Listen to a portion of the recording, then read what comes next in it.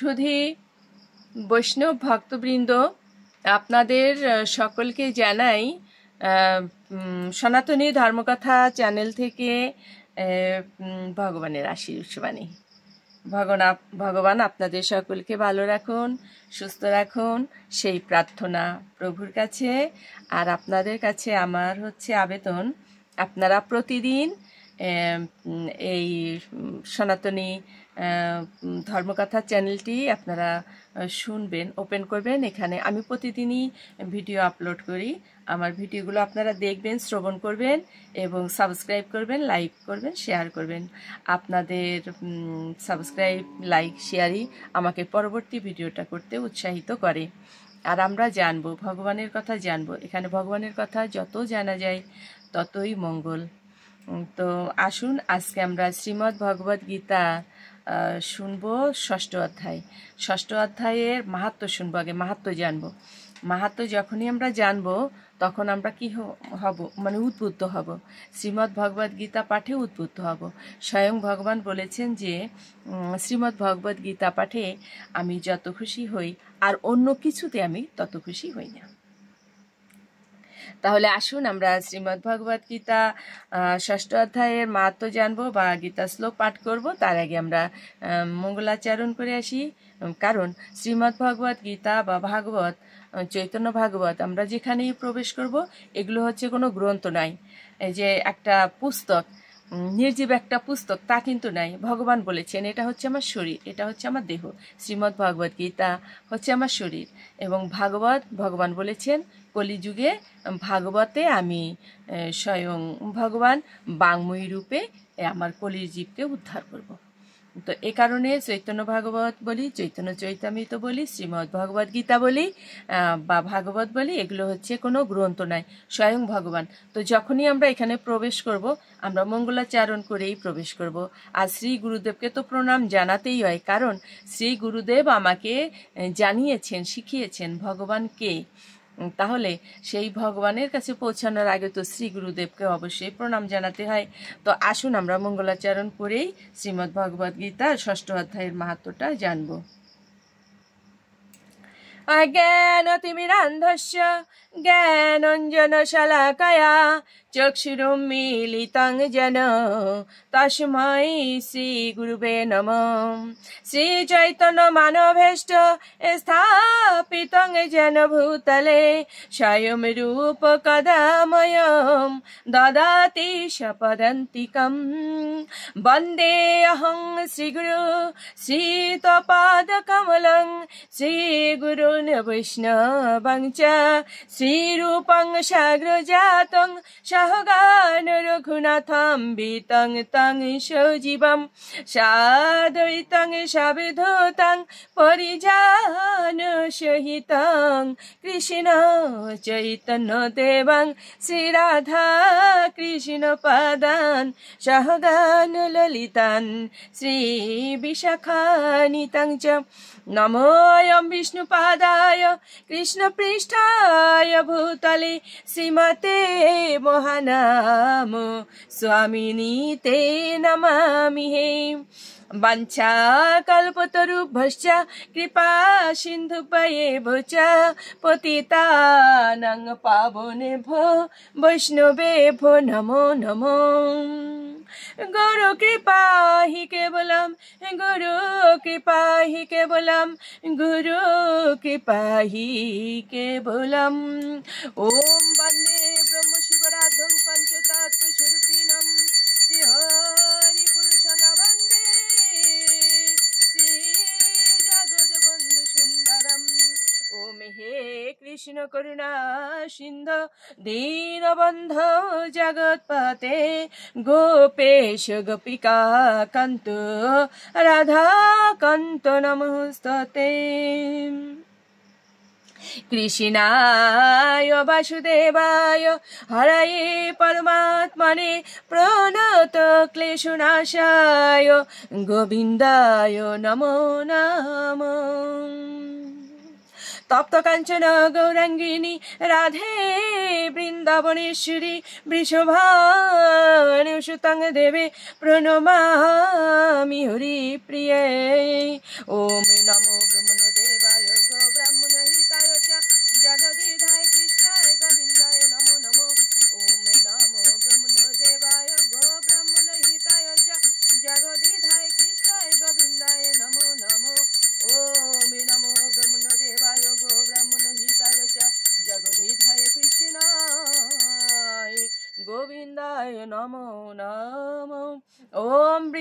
वै तुलसी देव्य वै प्रिया वै केशवस्य च विष्णुभक्तिप्रदे देवी शतवत्यै नमो नमो। जय जय श्री कृष्ण चैतन्य प्रभु नित्यानंद श्री अद्वैत गदाधर शिवासादि गौर भक्त वृंद। हरे कृष्ण कृष्ण कृष्ण हरे हरे, हरे राम राम राम हरे हरे, हरे कृष्ण कृष्ण कृष्ण हरे हरे, हरे राम राम राम हरे हरे। ओम श्री परमात्मने नमः।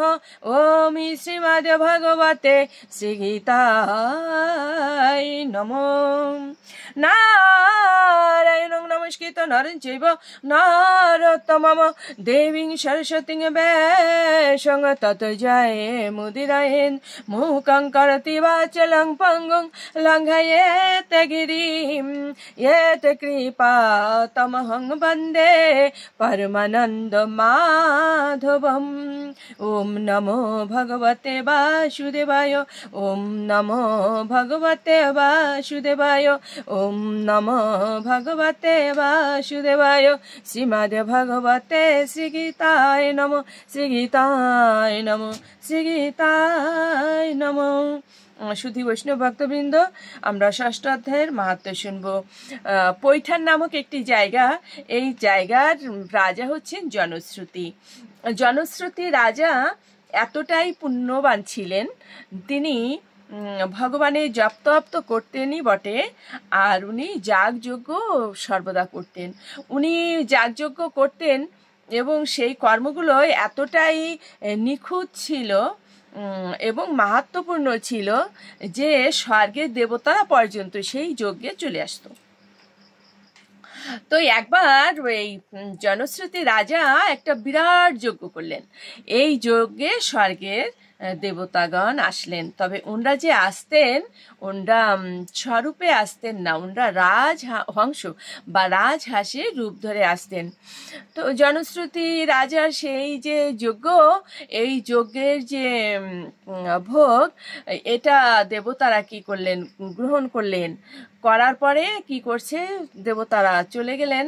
তো এমন সময় ওই দুটো হংস আর কি দেবতারূপে, ওরা ওই ভবনের উপর দিয়ে, সেই জনশ্রুতি মহারাজের যে ভবনের উপর দিয়ে উড়ে যাচ্ছিল।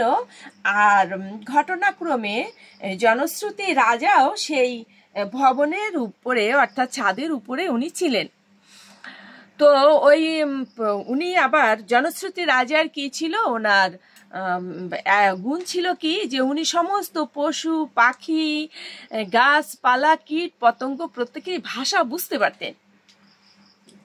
তো উনি দাঁড়িয়ে আছেন, হঠাৎ করে শুনতে পাচ্ছেন কি দুটো হংস উড়ে যাচ্ছে আর তারা নিজেদের ভিতর কথা বলছে।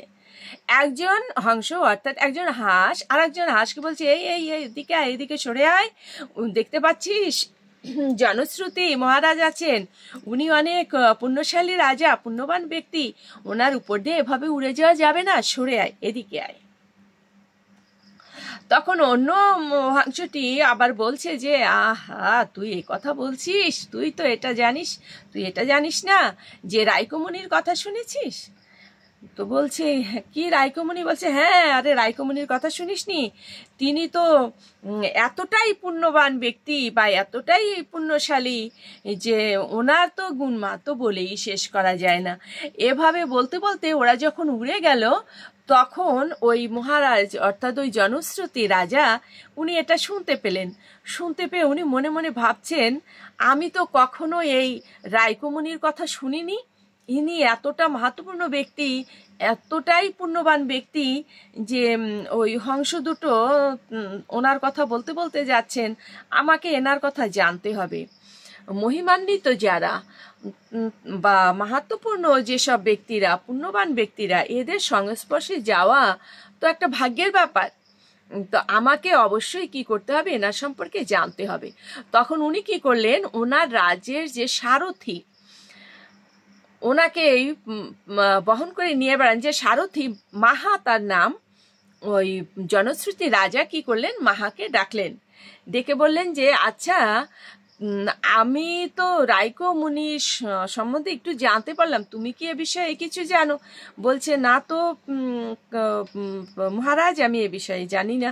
তো বলছে তাহলে তুমি আমাকে এই সন্ধানটা এনে দাও, তুমি দেখো, সারা পৃথিবী ঘুরে আসো, কোথায় সেই রাইকো মুনি, আমি জানতে চাই সেই ওনার সম্পর্কে।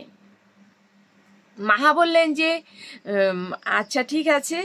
উনি রাজামশাইকে প্রণাম জানিয়ে উনি বেরিয়ে পড়লেন। তো উনি বহু জায়গায় ঘুরলেন, বহু পর্যটক কেন্দ্রে গেলেন, বহু তীর্থে গেলেন, কিন্তু সেই রাইকো মুনির কোনো খোঁজ পেলেন না। উনি মথুরা গেলেন, উনি বৃন্দাবনে গেলেন, উনি পণ্ঢরপুরে গেলেন, এভাবে বহু জায়গায় উনি খুঁজে খুঁজে বেড়াচ্ছেন, কিন্তু সেই রাইকো মুনির আর খোঁজ পাচ্ছেন না। তো একদিন কি করলেন, উনি ঘুরতে ঘুরতে মানিকেশ্বর একটা জায়গায় গেলেন। এই মন্দিরে উনি খুঁজছেন এদিকে ওদিকে, দেখতে পাচ্ছেন না। অবশেষে যখন উনি বের হচ্ছেন মন্দির থেকে, বেরিয়ে যাবার সময় উনি দেখছেন যে একটি বৃক্ষের নিচে একজন ব্যক্তি বসে আছেন, অতি সাধারণ ওনার পোশাক আশাক, তবে ওনার যে ভাবটা হচ্ছে দিব্য জ্যোতির্ময় রূপ একটা। উনি কিন্তু ওখানে থেমে গেলেন। ওই মাহা উনি চিন্তা করছেন যে ইনি হবেন সেই রাইকো মুনি সম্ভবত। উনি প্রণাম জানালেন, প্রণাম জানিয়ে বলছেন, প্রণাম মুনি বর, আমি কি আপনাকে একটি কথা জিজ্ঞাসা করতে পারি? বলছে হ্যাঁ বলুন। বলছে যে আপনার নামটা কি? উনি বলেই ফেললেন আপনি কি রাইকো মুনি? তখন উনি বলছেন হ্যাঁ, আমি রাইকো মুনি। তখন মাহা বলছে আমার সঙ্গে রথ আছে, আপনি চলুন আমার সঙ্গে, আমার মহারাজ জনশ্রুতি আপনার সঙ্গে সাক্ষাৎ করতে চান। তখন রাইকো মুনি বলছেন যে না, আমি কোথাও যাব না, আমি এখানেই থাকব। যদি রাজামশাই আমার সঙ্গে দেখা করতে চান তাহলে তুমি ওনাকে আমার কাছে নিয়ে আসতে পারো। তখন মাহা রাজ্যে ফিরে যেয়ে জনশ্রুতি রাজাকে পুরো ঘটনাটা খুলে বললেন, এবং ও রাজা কি করলেন, উনি তৎক্ষণাৎ উপঢৌকন মাহাকে বললেন যে ভগবান দর্শন করতে হলে, গুরু দর্শন করতে হলে, দেবদেবীর দর্শন করতে হলে, কোনো মহান ব্যক্তির দর্শন করতে হলে কখনো খালি হাতে যেতে হয় না, শূন্য হাতে যেতে হয় না। আমি এই মুনিবারের জন্য উপঢৌকন নিতে চাই, তুমি উপঢৌকন এগুলো একসঙ্গে জোগাড় করো এবং রথে ভরো। অনেক মণি মাণিক্য সোনা দানা ভালো ভালো উপহার নিয়ে জনশ্রুতি রাজা কি করলেন, রথে করে সেই রাইকো মুনির কাছে পৌঁছালেন। তো উনি যে দেখছেন যে সে কি দিব্য জ্যোতির্ময় এক রূপ, তবে ওনার বেশভূষা একেবারে সাধারণ। উনি বসে আছেন এক বৃক্ষের নিচে। তো মুনিবারকে দেখেই রাজামশাই ভীষণ আপ্লুত হলেন, ওনার চরণে পড়ে ওনাকে কোটি কোটি প্রণাম জানালেন। হে মুনিবার, আমার কোটি কোটি দণ্ডবত প্রণাম গ্রহণ করুন। মুনি প্রণাম গ্রহণ করলেন, রাজামশাইকে সম্বোধন করে বসতে বললেন। আর রাজামশাই বলছেন যে আমি আপনার জন্য উপঢৌকন নিয়ে এসেছি, আপনি অনুগ্রহপূর্বক এগুলো গ্রহণ করুন। জনশ্রুতি রাজার এই কথা শুনে রাইকো মুনি বলছেন, আপনার যত উপঢৌকন এনেছেন এগুলো ফিরিয়ে নিয়ে যান, এগুলোর আমার কোনো প্রয়োজন নেই। বলছে আপনার কোনো প্রয়োজন নাই? বলছে না, এগুলোর আমার কোনো প্রয়োজন নাই, আমি অনেক ভালো আছি, অনেক শান্তিতে আছি, অনেক সুখে আছি, আপনি আপনার উপহার নিয়ে চলে যান। তখন ওই জনশ্রুতি রাজা ওনার চরণে পড়ে জিজ্ঞাসা করছেন, আমি কি জানতে পারি যে আপনার এই যে যে দিব্য ভাব, এই যে যে দিব্য শান্তি, আপনি একটা বৃক্ষের নিচে বসে আছেন, আপনার বসন আসনও এতটাও ভালো নাই, কিন্তু তারপরও আপনার ভিতরে যে দিব্য উন্মাদনা, যে শান্তি, যে উজ্জ্বল ভাব আমি দেখতে পাচ্ছি, এটা কিভাবে সম্ভব? কেন আপনার কোনো চাওয়া পাওয়া নাই? কেন আপনি এতেই শান্তিতে আছেন? হেসে দিলেন রাইকমুনি। সে জানতে চান? আমি প্রতিদিন শ্রীমদ্ ভগবদ গীতার ৬ষ্ঠ অধ্যায় পাঠ করি। শ্রীমদ্ ভগবদ গীতার ৬ষ্ঠ অধ্যায় নিয়মিত পাঠ করলে তার আর মনের ভিতরে কোনো অভাব থাকে না। শুধু বৈষ্ণব ভক্তগণ দেখুন, একজন অনেক তালার পরে তালা গড়ে তুলেছে, কিন্তু তারপরেও তার মনের বাঞ্ছা পূর্ণ হয় না। একজন অনেক ব্যাংক ব্যালেন্স আছে, তার কোটি কোটি টাকা আছে, তারপরও কিন্তু তার আশা পূরণ হয় না। কেন? শুধু চাই চাই আরও চাই। এই যে যে মনের যে আকাঙ্ক্ষা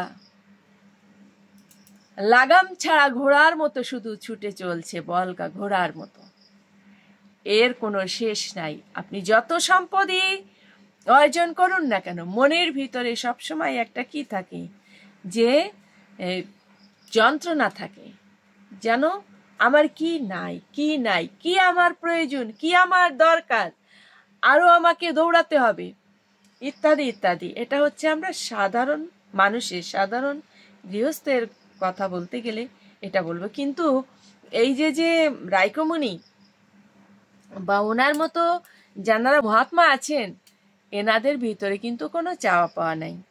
তো উনি বলছেন, আমি প্রতিদিন শ্রীমদ্ ভগবদ গীতার ৬ষ্ঠ অধ্যায় পাঠ করি।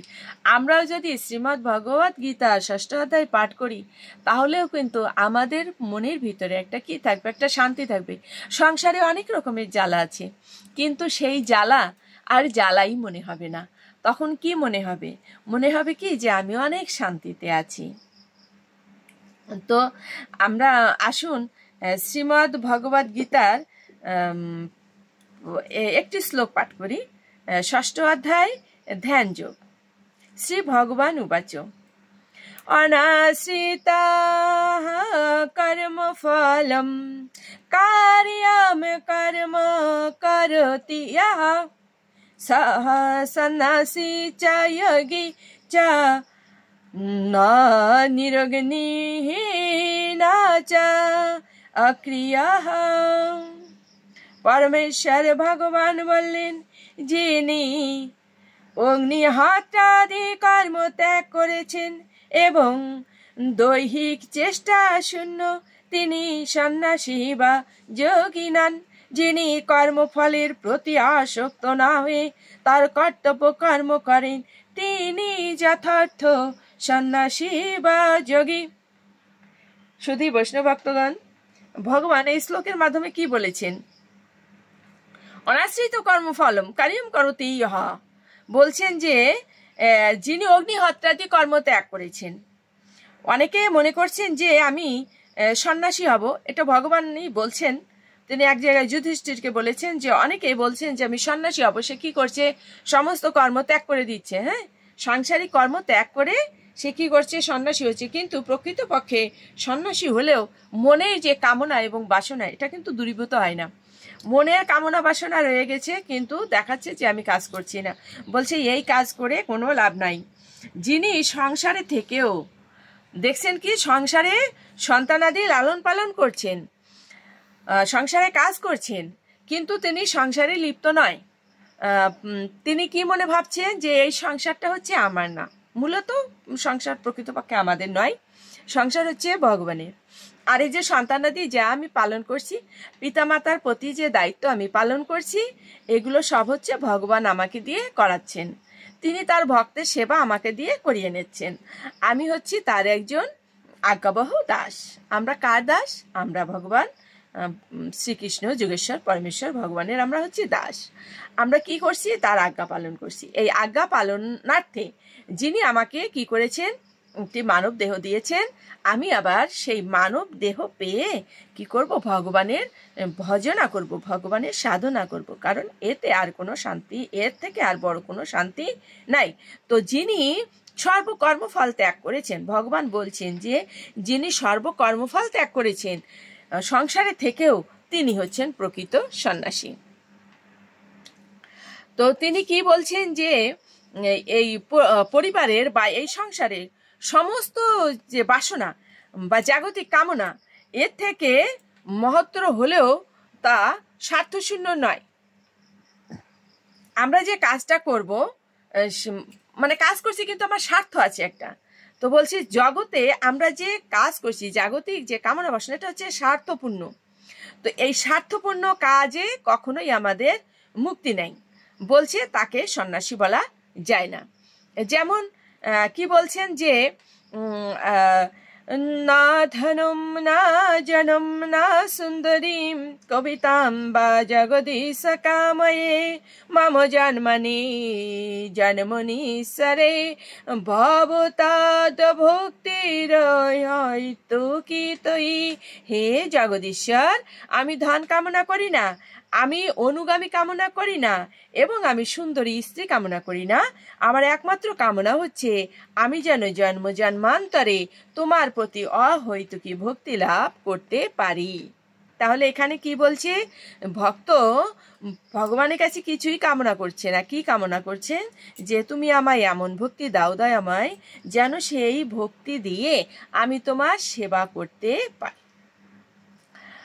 আমি যে ভগবানের সেবা করব, সেই জন্য কি করতে হবে? সেই ভক্তিটাও ভগবান আমাকে দান করবেন। ভগবান যদি আমাকে ভক্তি দান না করেন, তাহলে আমি ভগবানের ভক্ত হতে পারবো না। এই কারণেই ভক্ত ভগবানের কাছে এই কামনাই করছেন। তাহলে দেখা গেল যে তিনি সংসারে আছেন, সংসারের অর্থাৎ জাগতীয় সাংসারিক কাজ তিনি করছেন, কিন্তু তিনি কি করেছেন? কামনা বাসনা ত্যাগ করেছেন। যিনি আত্মতৃপ্তির আকাঙ্ক্ষার দ্বারা প্রভাবিত, এই যে আত্মতৃপ্তি, এই আত্মতৃপ্তিটা কি কৃষ্ণ ভাবনায় ভাবিত ভক্তই হচ্ছেন কি আত্মার শান্তি পান। তো কৃষ্ণ ভাবনায় ভাবিত হয়ে কি করতে হবে? সেই পরমেশ্বরের তৃপ্তি সাধন করার জন্য নিঃস্বার্থভাবে কর্ম করতে হবে। তাতে যেন একটিও স্বার্থ সিদ্ধির বাসনা না থাকে। শ্রীকৃষ্ণ সন্তুষ্টি বিধান করাটাই ভক্তের একমাত্র চাওয়া, এবং সেই চাওয়াটা সাফল্য হবে তখনই যখন তিনি যথার্থ যোগী হতে পারবেন, অর্থাৎ যথার্থ সন্ন্যাসী হতে পারবেন। সন্ন্যাসী তিনি কখন হবেন? এই যে শ্রী চৈতন্য মহাপ্রভু প্রার্থনা করেছিলেন বৈরাগ্যের মূর্ত বিগ্রহ, তিনি প্রার্থনা করেছিলেন কি? ন ধনম ন জনম ন সুন্দরীম। তো সুধী বৈষ্ণব ভক্তবৃন্দ, আসুন আমরাও এমনিভাবে সংসারে থাকবো। কিভাবে?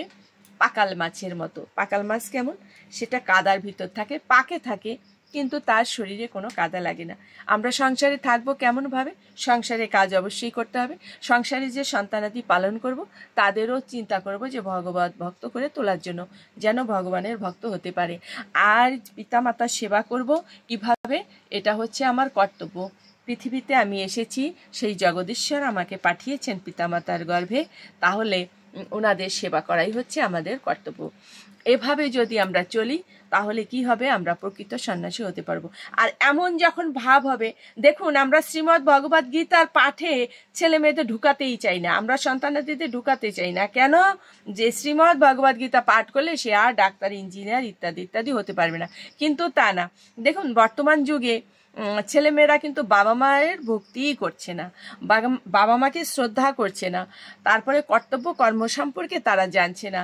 আমি আগের দিন একটা ভিডিও আপলোড করেছিলাম, সেখানে পঞ্চযজ্ঞ সম্পর্কে বলেছিলাম। সেখানে কিন্তু বলা আছে যে আমরা গৃহস্থ যারা, আমাদের পঞ্চযজ্ঞ করতে হয়। সেই পঞ্চযজ্ঞের ভিতরে পিতৃযজ্ঞ হচ্ছে প্রথম।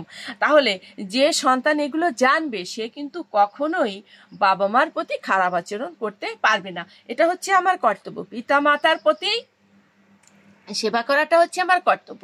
ভগবান আমাকে দিয়ে এই কাজটা করাচ্ছেন, তাহলে সে কখনোই খারাপ আচরণ করতে পারবে না। একটা কথা না বললেই নয়, যে এটা কিন্তু বাস্তব ঘটনা। যে যুদ্ধের পরপরই দেখেছেন অনেক মায়েরা বিধবা হয়ে গিয়েছিল। তাই এক বিধবা মা তার সন্তানকে বলতে গেলে ভিক্ষা করেই মানুষ করেছিল। সন্তান যখন পুত্র সন্তান যখন বড় হলে যখন বিবাহ দেওয়া হলো, বিবাহ দেওয়ার পরে কিন্তু ওই সন্তান আর কি করছে না, আর সেই ওই মাকে আর দেখতে পারছে না। সন্তান নয়, মানে ওই পুত্র সন্তান, তার পুত্রবধূ মাকে আর দেখতে পারছে না। কেন? বলছে যে শাশুড়ি মায়ের শুধু এই দোষ সেই দোষ, নানান দোষ। আমি দীর্ঘায়িত করব না ঘটনাটা। তো এভাবে সেভাবে সারাক্ষণ ওই ছেলের কানে মন্ত্রণা দিতে থাকতো। এক সময় ছেলেটা বিরক্ত হয়ে গেল যে মা যে বয়স হওয়ার সঙ্গে সঙ্গে কি হলো, এমন কার্য করছে, এটা কি করে সম্ভব? না, এই যন্ত্রণা সহ্য হচ্ছে না। সকাল বিকাল দুপুর সারাক্ষণ ওই সব পুত্র সন্তানের কানে ওই পুত্রবধূটি মন্ত্রণা দিচ্ছে, হ্যাঁ তোমার মা এই করছে, তোমার মা সেই করছে, মানে নানান অসামাজিক কার্যকলাপ ইত্যাদি ইত্যাদি। তো ছেলেটা ভীষণ রেগে গিয়েছে, বলছে কি করি বলো দেখি, এই মাকে নিয়ে তো ভীষণ যন্ত্রণায় পড়ে গেলাম।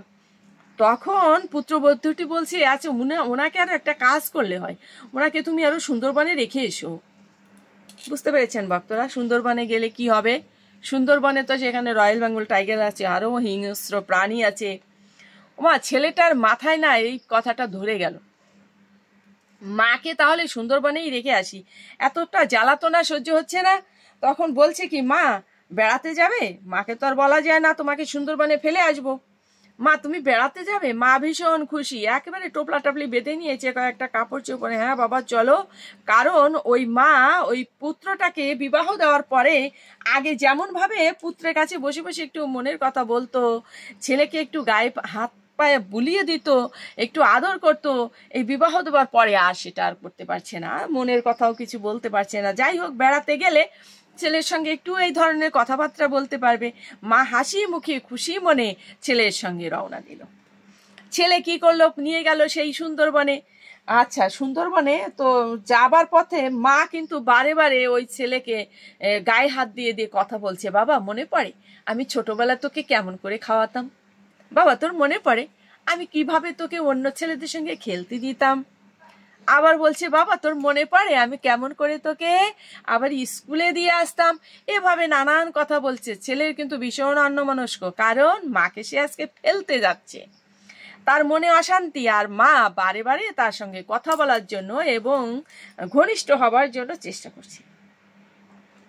তো যখন সুন্দরবনে নিয়ে গেল, গভীর জঙ্গলে নিয়ে যাচ্ছে, মা জিজ্ঞাসা করছে ছেলেকে, বাবা এত গভীর জঙ্গলে আনছিস কেন? তো কেমন যেন ডাকছে, শিয়াল টিয়াল ডাকছে, এখানে তো বাঘে খেয়ে ফেলবে। তো ছেলে বলছে কি যে মা আর একটু এগোলেই আমরা সেখানে যেতে পারবো। মা কিন্তু তখন বুঝতে পেরে গিয়েছেন যে ছেলে আমাকে কি করছে, ছেলে আমাকে হচ্ছে ফেলে দিয়ে যাবে। ওই যে বউয়ের সঙ্গে অশান্তি হয়, তখন মা চিন্তা করছে আমি যদি আরেকটু ভিতরে যাই আমার ছেলেকে তো বাঘে খেয়ে ফেলবে। তখন মা বলছে কি ভান করে যে বাবা আমার না ভীষণ ঘুম পাচ্ছে। ছেলে মনে মনে চিন্তা করলো এই তো একটা মোক্ষম সময় এসে গেছে আমার। তো বলছে কি মা তাহলে তুমি একটু বিশ্রাম নাও। তো সেই টোপলাটা মাথায় দিয়ে মা কি করেছে, ঘুমের ভান করেছে। এখন ছেলে ডাকছে মাকে, দেখছে যে ঘুমিয়েছে কিনা। মা, ও মা, মা, ও মা, মা। মা তো আর সাড়া দিচ্ছে না, মা তো জেগে আছে কিন্তু সাড়া দিচ্ছে না, কারণ ছেলেকে নিয়ে আর বেশি ভিতরে যাওয়া যাবে না। ছেলে যখন দেখলো মা আর কোনো সাড়া দিচ্ছে না, তখন গুটি গুটি গুটি গুটি পায়ে কি করছে, মাকে ফেলে চলে যাচ্ছে। ছেলেটা যখন মাকে রেখে চলে যাচ্ছে, মা তখন আস্তে করে উঠে ঘাড়টা ঝুঁকিয়ে দেখছে ছেলে নিরাপদে যাচ্ছে তো, ছেলের কোনো বিপদ হবে না তো। বেশ কিছু দূর যাওয়ার পরে ছেলের মনে হলো হাজার হলো গর্ভধারিণী মা তো, দেখি তো একটু পিছন ফিরে। মা কি করছে?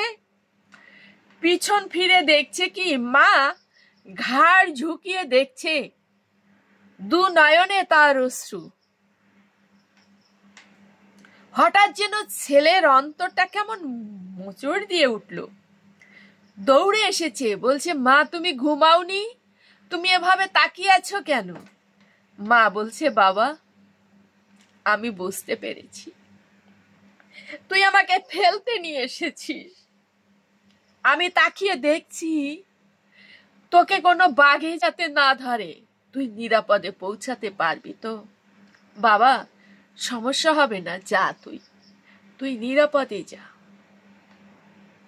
এই পাষণ্ড সন্তানের অন্তর তখন বিগলিত হলো, আমি কাকে ফেলতে নিয়ে এসেছি, ছি ছি ছি, আমি এত অপরাধ করছি যে মা তাকিয়ে দেখছে আমি নিরাপদে পৌঁছাতে পারি কিনা, আমি সেই মাকে ফেলে দেবার জন্য, বাঘের মুখে ফেলে দেবার জন্য এই গহীন জঙ্গলে নিয়ে এসেছি।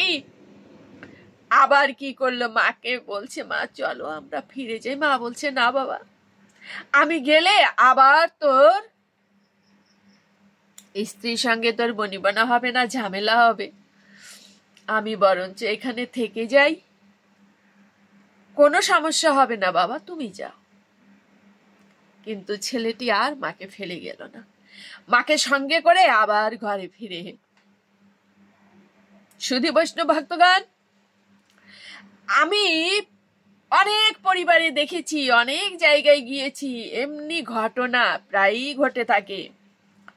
এত আদরের সন্তান এত বড় করে মানুষ করার পরেও ওই সন্তানকে বিবাহ দেবার পরে আর ওই পিতামাতার প্রতি তারা খেয়াল দেয় না। বিশেষ করে ছেলে সন্তান যারা, পুত্র সন্তান, এরা বাইরে কাজ করে তো সংসারের বিষয়টা এরা এত ভালো বোঝে না। কিন্তু এই মহিলারা এদের যা বুঝায় এরা বোঝে না বটে, তবে প্রতিনিয়ত যদি একটা কথা বলা হয় তোমার মা ভালো না, তোমার মা খারাপ, ইত্যাদি ইত্যাদি, তখন কিন্তু তার মাথাটা বিগড়ে যায়। এ কারণে আমি বলবো আপনারা সন্তানদের শ্রীমদ্ ভগবত গীতায় ঢুকিয়ে দিন, দেখবেন আপনার ছেলে ডাক্তার হোক বা না হোক, ইঞ্জিনিয়ার হোক বা না হোক, সে কিন্তু একটা আদর্শ ভক্ত হবে, আদর্শ মানুষ হবে। যখন সে ভক্ত হবে তখন তো সে অবশ্যই আদর্শ একজন মানুষ হবে। তাহলে আসুন আমরা সন্তানদের এই শিক্ষা দেই, শ্রীমদ্ ভগবত গীতায় ঢুকিয়ে দিন। ছোট্টবেলা থেকে আপনি শ্রীমদ্ ভগবত গীতায় ঢুকাবেন, ছেলেমেয়েরা এই শিক্ষায় যখন বড় হবে তারা কিন্তু কখনোই আর পথ ভুল করবে না বা এই ধরনের অসামাজিক কার্যকলাপ করবে না। আমি বিভিন্ন জায়গায় যখন পাঠ করতে গিয়েছি আমি দেখেছি বৃদ্ধ বৃদ্ধ মানুষেরা কেমন করে এসে আমাকে জড়িয়ে ধরতো। কেন? যে তারা এটা তাদের মনের কথাটা আমি বলেছি। বুঝতে পেরেছেন? এমন ঘটনা আমাদের ঘরে ঘরে হয়। তো অনেক সময় বাবা মা প্রকাশও করে না, লজ্জায় প্রকাশ করা যায় না। আমার সন্তান আমাকে ভালোবাসছে না এ কথা কিন্তু বাবা মা বলতে পারে না, সেটা বলা যায় না। তো আসুন আমরা সেই শ্রীমদ্ ভগবদ গীতা নিত্য অনুশীলন করব, নিত্য শ্রবণ করব। আপনারা আমার পাঠ শ্রবণ করবেন, শ্রীমদ্ ভগবদ গীতা পেয়ে যাবেন। আমি প্রতিদিনই গীতা পাঠ করি, প্রতিদিন বললে ভুল হবে, আমি সারাদিনই শ্রীমদ্ ভগবদ গীতা আমার কণ্ঠে থাকে। তো যাই হোক সুধী বৈষ্ণব ভক্তগণ, আমরা প্রণাম জানিয়ে, একটু গীতা মাহাত্ম্য বলে প্রণাম জানিয়ে আমরা বিশ্রামে রাখবো। আবার সামনের ভিডিওতে আপনাদের সঙ্গে আবার বসবো। আসুন আজকে আর বাড়াবো না, শ্রীমদ্ ভগবদ গীতার আমরা মাহাত্ম্যটা বলি, মাহাত্ম্যটাও সংক্ষেপে বলি। গঙ্গা গীতা চ সাবিত্রী সীতা সত্তা পতিব্রতা ব্রহ্মা বলির ব্রহ্মবিদ্যা ত্রিসন্ধ্যা মুক্তি গেহিনী অর্ধমাত্রা চিতানন্দা ভবগ্নি ভ্রান্তি নাশিনী বেদত্রয়ী পরানন্দা তত্ত্বার্থ জ্ঞান মঞ্জুরি ইত্যে তানি জপে নিত্যম নর নিশ্চল মানসঃ কেন সিদ্ধি মিলবে নিতম তথান্তে পরমম পদম। শুধু বৈষ্ণব ভক্তগণ, ভগবান বলছেন এই নামগুলো হচ্ছে আমার নাম।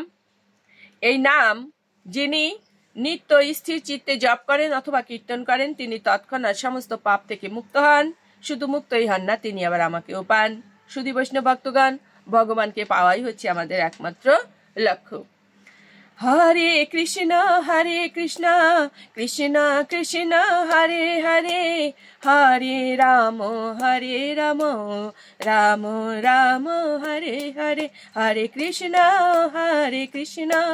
কৃষ্ণ কৃষ্ণ হরে হরে, হরে রাম রাম রাম হরে হরে। শ্রী শ্রী নিতাই গৌর সীতানাথ প্রেমানন্দে হরি হরি বল। শ্রী শ্রী রাধা মাধব প্রেমানন্দে হরি হরি বল। শ্রী শ্রী রাধা মাধব প্রেমানন্দে হরি হরি বল।